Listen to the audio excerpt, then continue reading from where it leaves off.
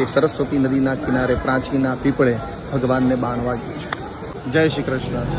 ભાગવતના એકાદશ સ્કંદમાં ભગવાન કૃષ્ણના સ્વધામ ગમનની કથા છે અને એ કથા અંતર્ગત પ્રાચીના પીપળે ભગવાન કૃષ્ણ બેઠા હતા અને જરા નામના પારધીને ભગવાનના જમણા પગના અંગૂઠો એ હરણની આંખ જેવો લાગ્યો અને એણે બાણ માર્યું અને ભગવાનના જમણા પગમાં અહીંયા બાણ વાગ્યું કૃષ્ણ ભગવાનને. અને પછી બાણ કાઢી અને અહીંથી ભગવાન ભાલકા તીર્થ ગયા હતા અને ભાલકા તીર્થથી ભગવાન પોતાનું શરીર લઈ અને સીધા સ્વધામ ગયા છે.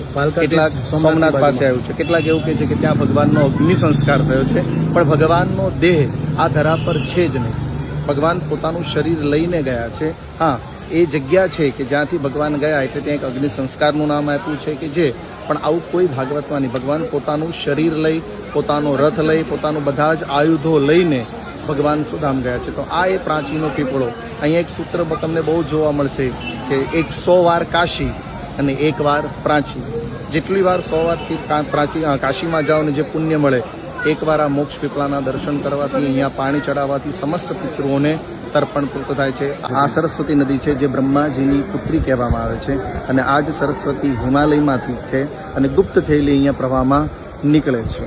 ભાગવતમાં પ્રણામ છે કે સરસ્વતી નદીના કિનારે પ્રાચીના પીપળે ભગવાનને બાણ વાગ્યું છે, જે આપણા સમસ્ત પિતૃઓને મોક્ષ કરે છે. આજે તમે બધા આ પીપળો જોયો અને આ પીપળાનું નામ પણ એ જ છે, મોક્ષ પીપળો. અને ક્યાં આવેલું છે આપણે? આ સોમનાથ કોડીના રોડ પર પ્રાચી નામનું ગામ છે, ત્યાં જ પ્રાચીનો પીપળો આવેલો છે.